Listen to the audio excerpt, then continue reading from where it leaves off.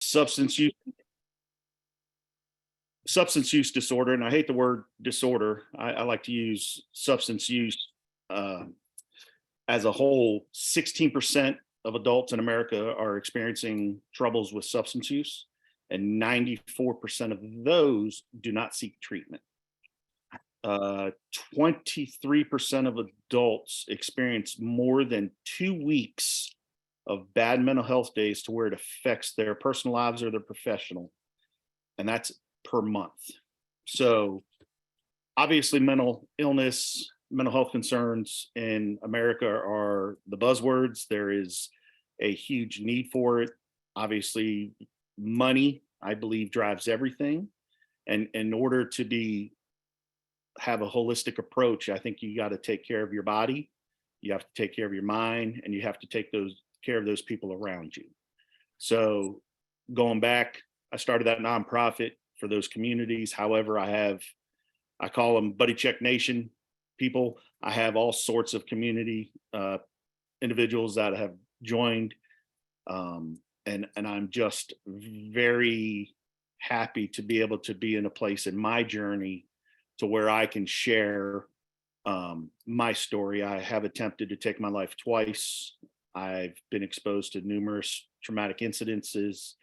Most first responders, veterans, military, active duty are going to see about 800 critical incidents in their lifetime.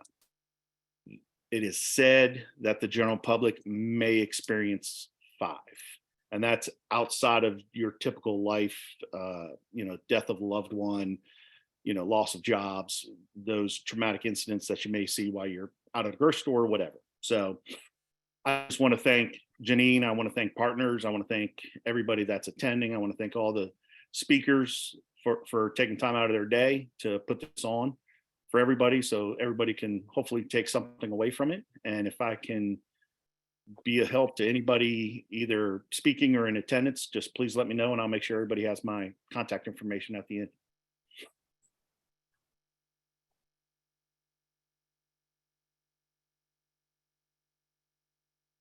Are there any questions for Mr. Powers?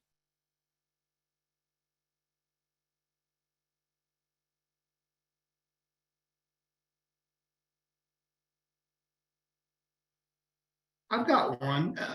Yeah. Stephen, what are you doing with officers in general? The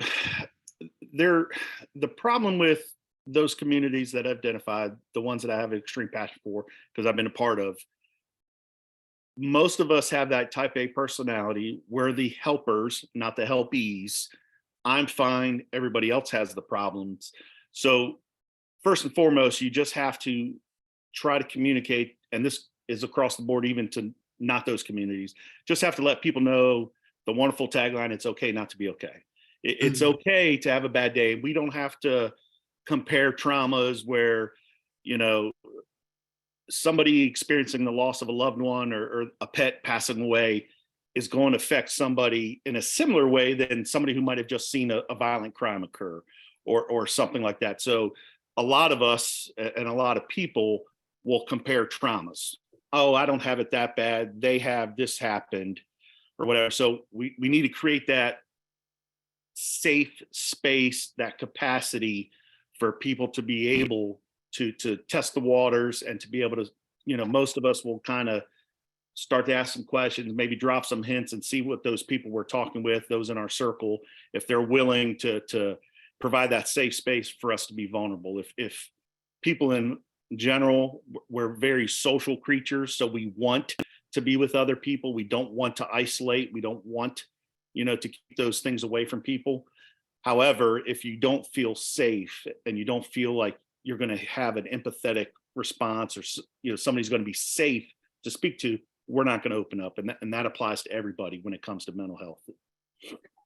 And I appreciate that, because I've spoken with a lot of people in first responders as well as veterans, and there's a lot of exposure to trauma that I think we take for granted, that you're exposed to, whether you're law enforcement, obviously serving our nation, or even EMS, you all see things that I think the general public has the mindset of it's not that big a deal because we don't see the things that you are exposed to. So, I can't imagine. I can't put myself in your shoes with what first responders and law enforcement and veterans go through. So I want to say thank you for that. And I know there's a couple on here from first responders to what you all do, because I can't imagine the.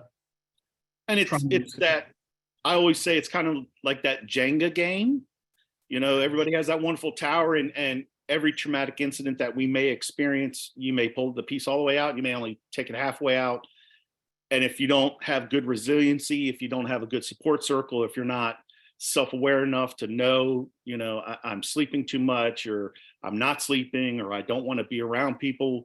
If you can be self-aware enough to see those changes and be willing to address them, then you don't necessarily break.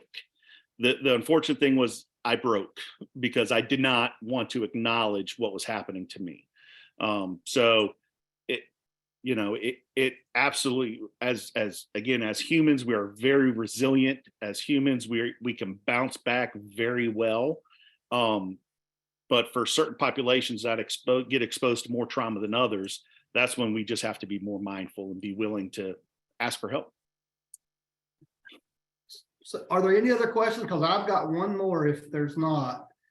I have a question, Jerry. Sure. Go ahead, Mary Beth. Okay. Mr. Powers, you said, and I can definitely see this, how, first responders and military, maybe type A, and, everyone else has the problem. So what enabled you to seek help? Ultimately, it was, I attempted to take my life twice. And after the first time, I went to therapy and I did just enough work to think I was healthy. I did just enough work to where I really had to really start taking a look at myself. And that's when I stopped. And I said, I'm all better now. I don't need to do anything. Because I didn't fully address some ACEs. And for those who don't know what ACEs are, the adverse childhood experiences, I had, had experienced a sort of rough childhood. And then I went into the military and I got exposed to more trauma. Then I worked as a deputy in Maryland, more trauma. And then I moved here to North Carolina, was a police officer in Charlotte, lots of trauma. So after that first time, I didn't really do the work. So then that Jenga tower fell down, and it was literally everybody in my life saying, if you don't get help, one, you're not going, we're just lucky that you did not complete it this time. So really it was some really self-awareness, some self-diving into myself, and just being in a place where it was truly my rock bottom. I had no choice but to either stay there or to reach out for that help and get connected to some resources and start that recovery journey, which even to this day, every day, I have to be very mindful of what I'm doing, be very mindful of my verbiage, be mindful of my triggers and my stressors. And it's not mental health is not a lifelong sentence or anything. You can still thrive in life afterwards. And I think that most important piece is that post-traumatic growth. We all have those pieces of trauma. And again, we're not going to compare them. But once that trauma happens, it's important to be able to continue to thrive as opposed to look at it as a life sentence. Again, a lot of it is just perspective and being able to reframe things and keep everything in perspective. Hey, Stephen. Yes, Hi, ma'am. Marlene. Quick question. How comfortable are you sharing what you shared today? And it's amazing. I'm inspired with students or a small group of kiddos. I am absolutely, my feeling is somebody was there for me 2 times. And I feel it's important if if I can touch one person, if I can speak to one person, I will absolutely do it, because hopefully that ripple effect, if I can touch that person, maybe they'll eventually get to a point where they're comfortable enough to tell their story. And I think the more people that tell their story, that ripple effect can only continue to grow. So, Yeah. I can send you my information, and if there's Could anything you put it in the chat? I'd love to have your information and plug you into some of our most needy schools to work with some of our middle and high school kids. And just you saying that right there, I think would be a great support for them. And then we could just follow up with where those kiddos could get resources. But I think hearing from somebody like you would be very inspirational. not a problem. Thank you. Anything I can do to help? I have a question. So I know you said you work with the police department, and I'm with Iredell EMS. And so I know for a lot of agencies, as far as first responders, there are in-house services that are available. So do you think that it is not utilized enough, or it's not encouraged enough?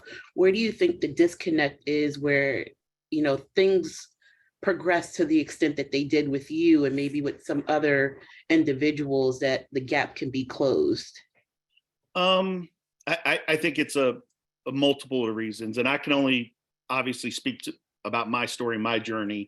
I did not trust going through EAP, because I was always led to believe if you go to EAP, they're going to take your gun, you're not going to have a job anymore. That is not true at all. And I will scream it from the mountaintops. I will tell anybody that's listening, there is ways for anybody to get help and their employer not know about it, unless that individual shares something with somebody and that person tells their secret. And most times that's how things get out in the workplace, or, regardless of what that workplace looks like. So for me, I did not trust EAP.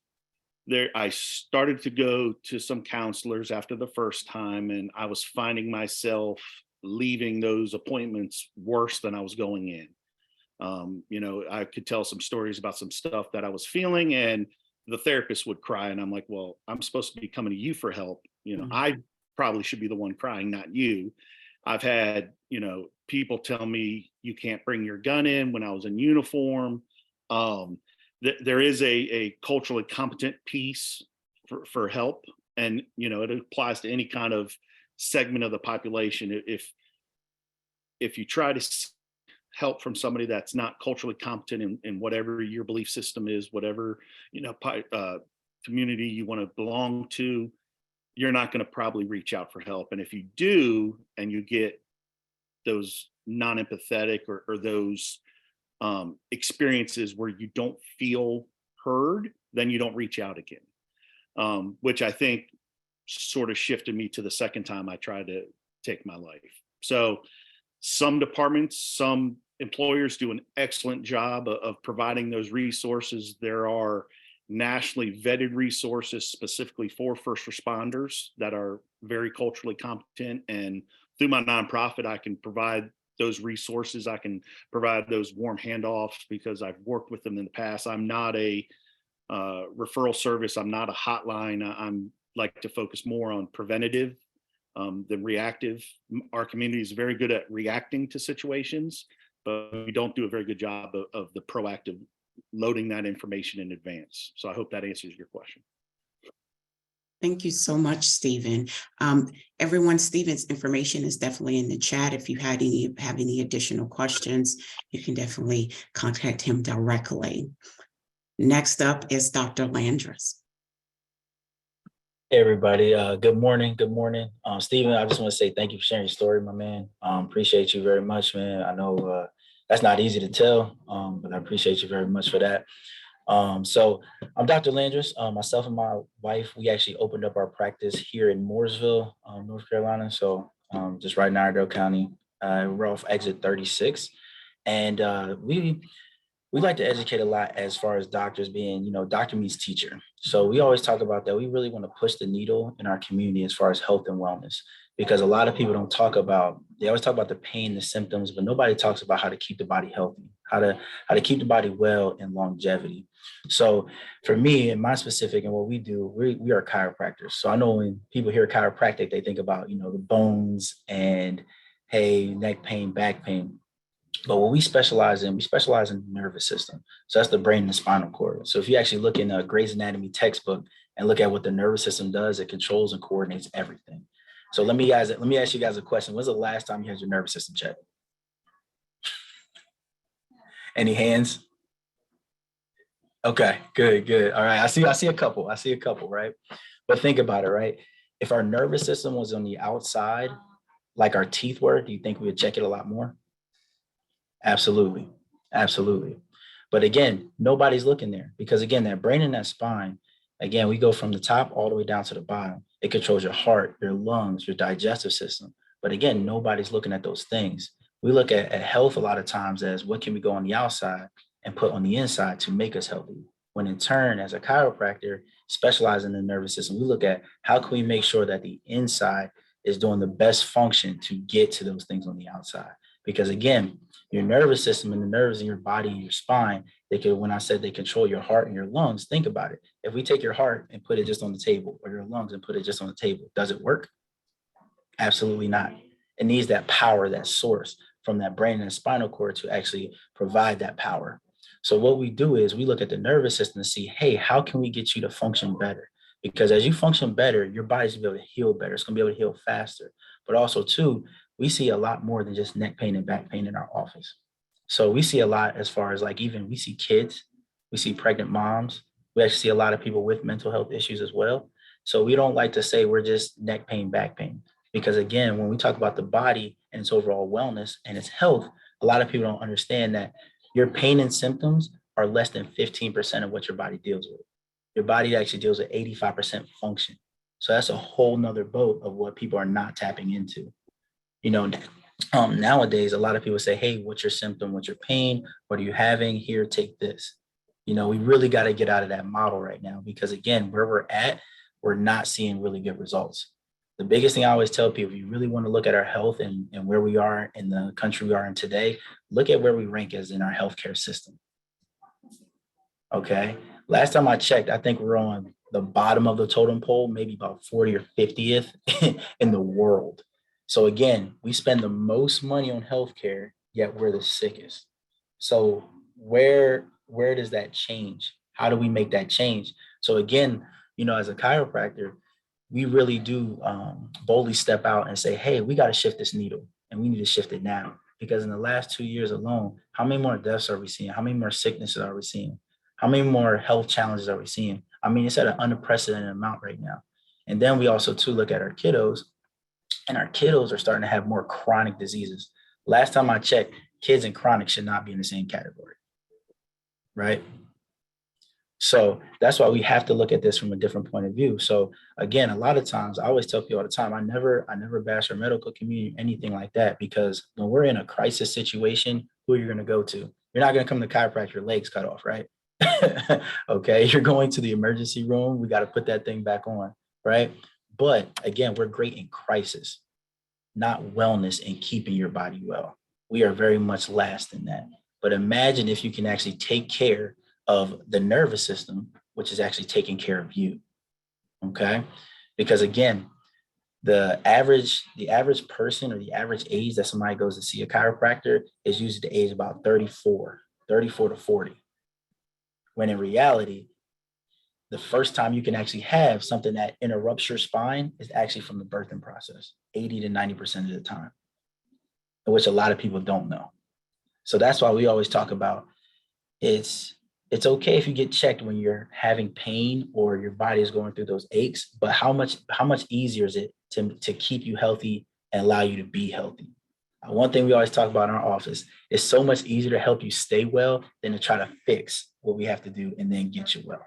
So that's why we always talk about trying to make sure you get your nervous system and your spine checked before there's a problem. Because again, a lot of times you don't hear people talk about prevention and wellness. And that's what we're here to talk about today, is how to prevent these things from happening, how to keep your body well, and also too, how to put years on your life. So that's why when we talk about chiropractic, I always talk about it first as, for us, we specialize in the nervous system. Because again, right, we see a lot more than just neck pain and back pain. I can honestly say that's probably maybe 15 to 20% of what we see in our office. We see a lot more of the difficult cases, the chronic cases where, again, it might be digestive issues, headaches, migraines. We've even seen as far as immune compromise. So we talk about autoimmune disorders. And again, when I talk about that, people are always like, well, how does that correlate? I was like, easy. Brain and spinal cord controls and coordinates everything in your body. Your brain and your spine and your immune system are directly correlated. So if your brain and your spine are having issues, what do you think is going to happen to your immune system? And then what did we just go through for the last 3 years, right? COVID, all of those things. So again, we realized right then and there that our immune system was not where it needed to. And we have to make sure we do a better job of checking of what's controlling us. So I just appreciate you guys so much for allowing me to speak today. I know we only have 10 minutes, so I just wanted to make sure I was able to keep everything pretty easy and concise. And yeah, if you guys have any other questions, I'm here. So thank you guys, partners, for so much for allowing me to be here today, and Stephanie as well. So thank you. Thank you, Dr. Landris. Does anyone have any questions? Same question for you, Mr. Lewis. The information you guys are sharing, I would love to have you in the schools to talk to the kids. Again, if you could put your information in chat, it's great to have you guys as guest speakers. Absolutely, absolutely. And I'll put my email in there too. So if you guys have any questions, that's my personal email. So you can shoot me any questions. One of the big things we talk about too is just educating more. So you'll see, actually, if you follow us on Facebook and Instagram, you'll start seeing a lot more educational videos. Stephen, I love how you use the Jenga piece, man, because we use it in our office every day. We talk about it a lot. It's like, it's not that first one or that second one. It's usually that fifth or sixth thing that brings you into the office. And we want to try to eliminate that as much as possible. So, Dr. Landris, how often do you recommend for someone to come in to have that healthy wellness for the whole self? Absolutely. So let's put it like this. It all depends on what you're dealing with. All right. Because again, I always tell people, I'm like, yeah, everybody wants to be healthy and well, but what if you're not there yet?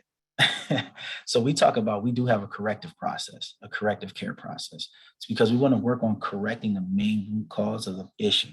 My biggest thing in our office, we don't do Band-Aid care. Hey, if we can help you and really correct this, then let's correct it. Let's get you functioning better. Because then when we work on the wellness side of things, that's where you start seeing me a lot less. Even some of my patients that come in now, they don't come in for pain and symptoms anymore. They want this a part of their regular lifestyle. So they actually come in maybe once a week, because again, I tell people all the time, how much stress do you deal with in a week? Probably 7 days a week, right? So it's always nice to make sure you're getting that nervous system checked at least once to allow your body to adapt to your stress, but also to allow your body to heal through that stress as well. So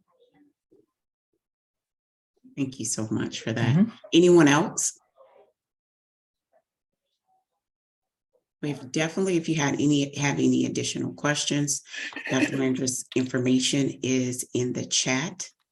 And we're going to move on to Dr. Teo.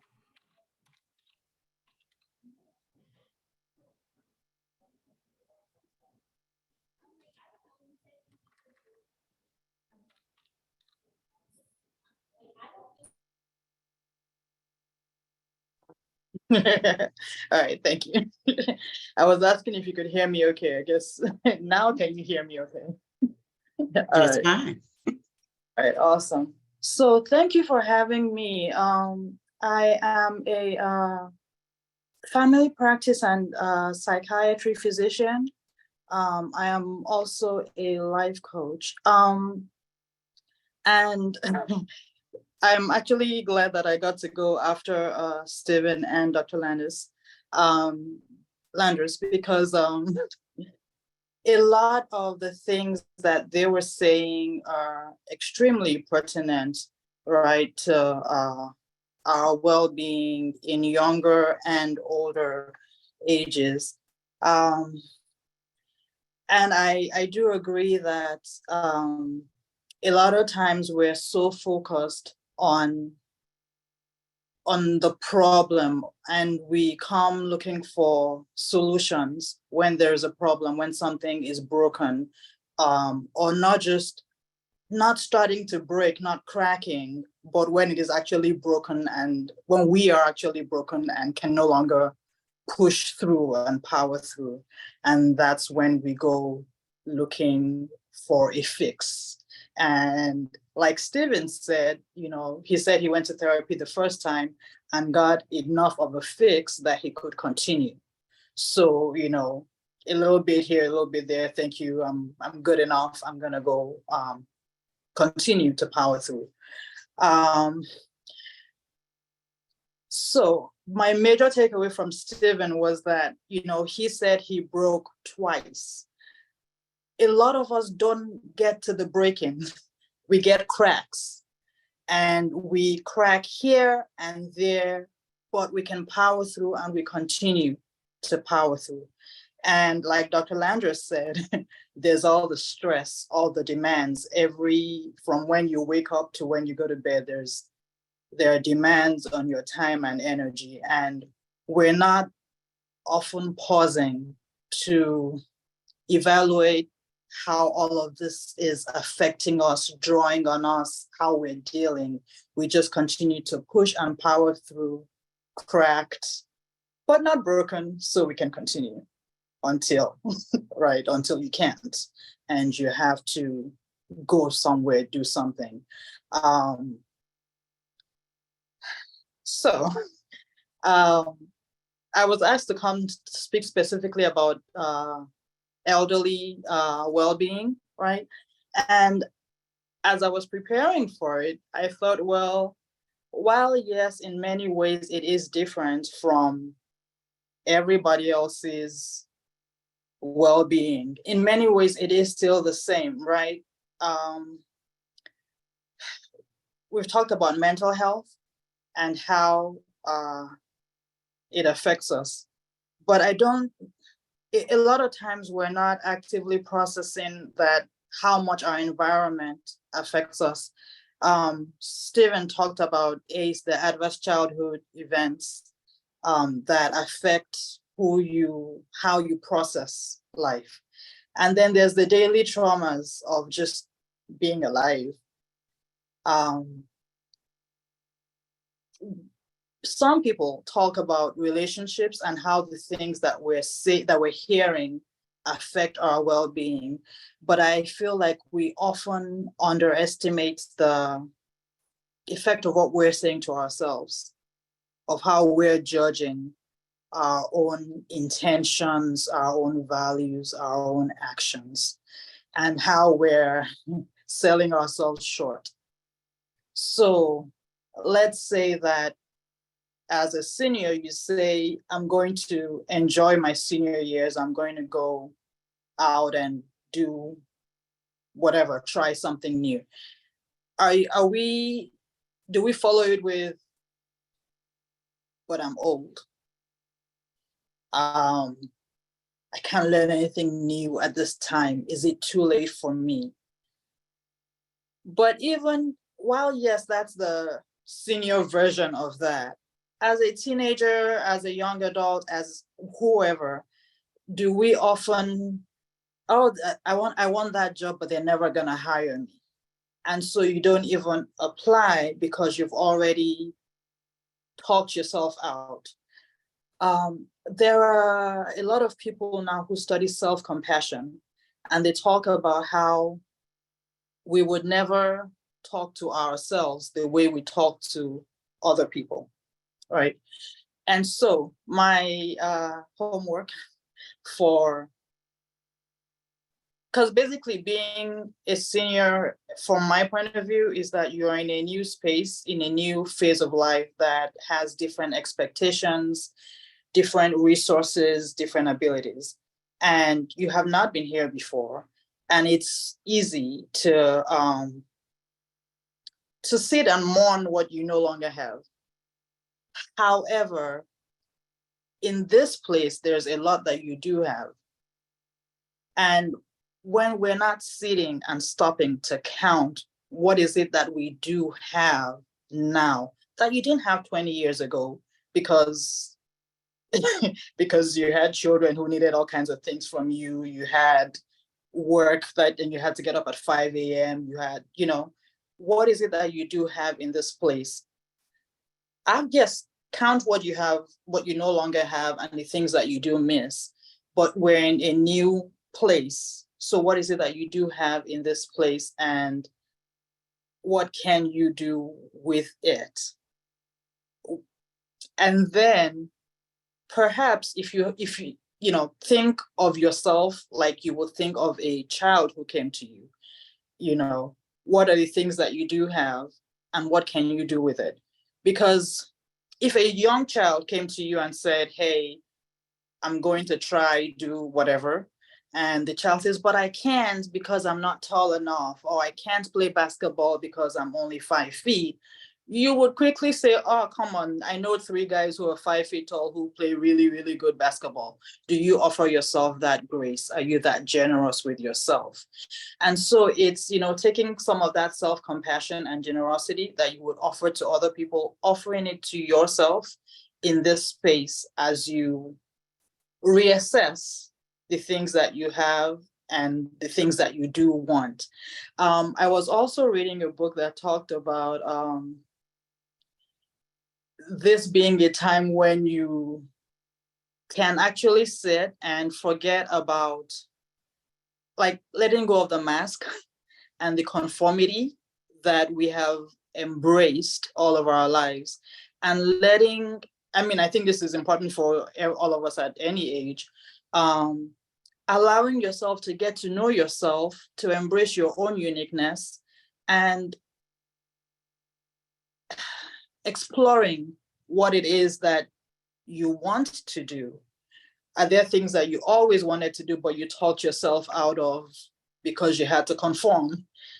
Let go of the mask, let go of your need for conformity, and explore who you truly are, and start engaging with some of those things.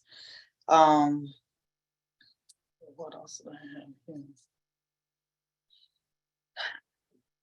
Yes, I'm a family practice physician, so I got to talk physical exercise. Exercise is medication. Exercise is medication. One more time, exercise is medication. You need it when you're 20, 40, 60, 80. Every little bit counts. Every little bit counts. And the more that it's I don't want to say use it or lose it, but the more that you do, the more that you're able to do. And so I definitely, for all ages, and it's never too late to start. We want exercise. We want that physical exercise. Go walking. I was looking at Tai Chi just before I came on, because it is something that really helps with balance and flexibility, and actually helps with pain as well. And it's not your Zumba class where you gotta, go hard. It's not how fast you can go, but how well you do it. And the studies show from Cleveland Clinic that it improves your health and well-being, and also improves your mental health. Of course, when you stick to it, all of these things are when you stick to it, not when you do it once a month. We gotta do it every day. But yes, physical health, physical activity, walking is, I think, one of the easiest things that we can do. But, I do understand that we get limitations. There's chair yoga you can find on YouTube, on TV. But Tai Chi definitely has shown to be helpful. And I can try to share the link from Cleveland Clinic where they have videos where you're just, starting out Tai Chi. But that and mental health, Stephen talked a lot about support, and social support, the people that you have in your circle. That cannot be overemphasized. Knowing that you have a place to be you, and especially a place where you can share the not so pretty parts of you, where you can show up and not be awesome. it helps immensely, helps your mental well-being, and it also informs the way that you talk to yourself. Because if all of your life the people around you have always kind of thrown negativity your way, then it's easier for you to throw negativity your own way. But then when you find a circle or cultivate a circle that is generous and compassionate, then we're perhaps more able to offer that to ourselves, because you can say, what would Rochelle say to me at this point? What would Lucretia say to me in this situation? But when you've never had a kind voice in your circle, or when you don't regularly have a kind voice in your circle, it may be harder to say, okay, I'm beating myself up. What would Jean say to me in this place? That's where I would start. I definitely, I want to end with, at every age, but especially at every age, values and actions, when we're in alignment, where we live better lives, we have better days. If your value is connection, but then you are isolated, then it's a bad day by default. But then many bad days add up to a bad month and a bad year. So this is about being aware of your values and finding ways to have actions that align with what your values are. That improves your overall well-being. And studies show that your mental and emotional wellness improve your immunity and your ability to recover from illness, recover from, from things that happen in life, but things that happen to your body as well. Your immunity and your physical well-being is enhanced by your mental and emotional well-being. That's where I will round out. Thank you, Dr. Teo. Does anyone have any questions for Dr. Teo?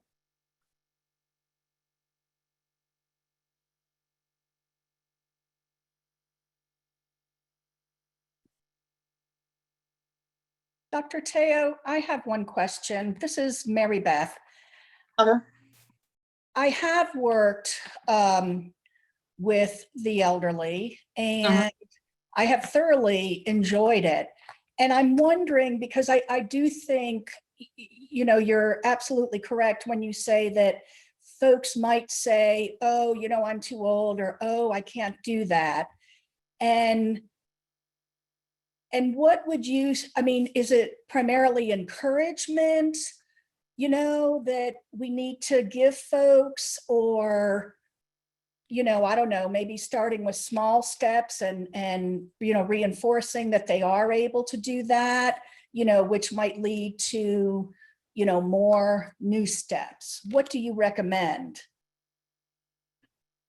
I think it's a little bit of everything. I don't think there's one thing. The encouragement definitely helps, but I also like the idea of even challenging them to find some seniors who are doing these things that they say they cannot do. And there's a chance that they personally know somebody who started doing strange things, maybe not strange things, but doing things that were not their norm at an older age. There's a chance that they know someone who they admire, who is in their 70s or 80s, who's doing these things. And even as teenagers, we tell ourselves that, oh, I could never do that. But there's really not always a solid reason besides the stories that we're telling ourselves for the things that we cannot do. And also there's okay, is it true? You cannot do it. Give me black and white reasons for why you cannot do these things. give me the reasons why you can and the reasons why you cannot. Like, let's objectively evaluate these ideas, you know. Okay, thank little you. bit of- That's very helpful. You're welcome. I think it's also a sense of empowerment. I am a part of the geriatric adult specialty team with partners, and I have my master's in gerontology. So my love and passion is for my older senior warriors, as I call them. And I feel that it is allowing them to be just who they are, no expectations of society or an individual other than themselves. And I think it's all about letting them know that just because you don't do it like I will do it, even if I would attempt to do it, know that the success is in the attempt itself. And then also I feel like I know someone at 70 plus who did skydiving. Dr. Teo and I did a group with church, and she spoke about that. And she welcomed all of us to join. And true, although I was the youngest in number, I said, I will encourage you, be there for you for social support. Could you jump out with you? That would not be me. But that is the sense that gave me some empowerment in knowing that at that age, or regardless of age, I can still do. It's a mindset. It's allowing myself to be vulnerable, to try new things. And that's, I feel that's about everyone. When you allow yourself to be vulnerable and share what you are feeling while you are feeling it and being intentional in that, that is empowerment within itself. Yeah. Does anyone else have any questions or comments?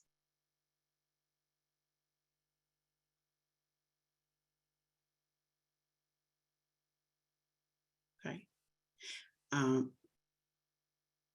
Jerry, I'm gonna hand it off to you. And please know there's a lot of information in our chat. So if anyone has any additional questions for our speakers, their information is definitely there. If you would like to log on to and look at our partners website, that's also in our chat. And I would say before I send it off to Jerry, just being intentional with yourselves, being aware that you too are important, regardless of what you're going through. Know that someone else is going through that as well, and not try to compare, because how you experience and what you see is those are your lenses. It's not someone else's. So we all have different perspectives. It's just allowing ourselves to respect the fact that we do have those different perspectives. And I will hand it off to Jerry. Thank you.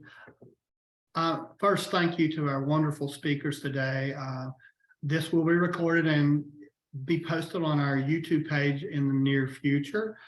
So if you want to share it with others that were unable to join us today, please do so. We encourage that. We also encourage you to join us next month for our community cafe, which will be February 22nd at 10 a.m. And we will be looking at a heart of giving. And you can get some more details on that. But I did want to say thank you and speak to, you can't take care of others if you don't take care of yourself. And I think that's what you heard today. This is about being aware of yourself and doing that. And I did put the link to the partners website in the chat box. And the reason I want to bring that up is we offer trainings that offer support to both you and to the community. And they're free and they're for everyone here, but they're also for the people that you don't see here. And anybody that's been around me knows I always make this comment. And if you look around the room and everybody's doing the same thing or in the same field as you in, then you end up preaching to the choir. And I want to encourage each of you to think outside of the box of what you do and invite people that aren't here from the business community, from the faith-based community, and all of those other aspects of your personal lives that help you be more self-aware and take care of yourself, because we're missing those people when they're not here. And the great message from our three presenters, it didn't echo as loud as it could have. And I would really appreciate it if we push that message out to bring more people to the table, because these are free and everything about this is to help the community. So with that, that concludes today's Community Cafe. Again, thank you to our three wonderful speakers, and everyone have a wonderful day. Thank you, everyone. Thank you.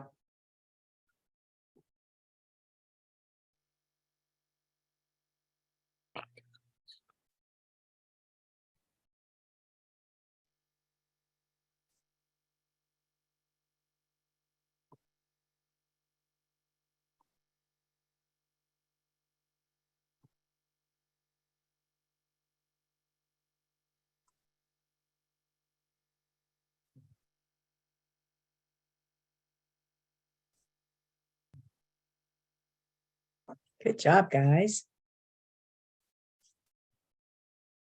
I think it went well. Yeah. It was a small number, but they were very involved and intended. Yeah, that's Yeah. good You asked stuff. about Marlene. Marlene's part of the Iredale group that's, I kind of figured that, but I was like, maybe we'll get into another school system whenever she start Yeah. asking those questions. actually, I emailed her and told her maybe me and her and Amber go sit down and have coffee and talk about it, because I think there's two pieces and I didn't get the necessary, and that's what I want to make sure of is we can do trainings, but we can also have discussions. And you know, I think there's if it's a training, I'm going to step out of the way. Do we And want I to don't- stop recording right here? Thank you. Thank you for that. Yeah, thanks. Yeah. Yeah, that way I don't say anything that gets us in trouble. Appreciate you. So I just stop.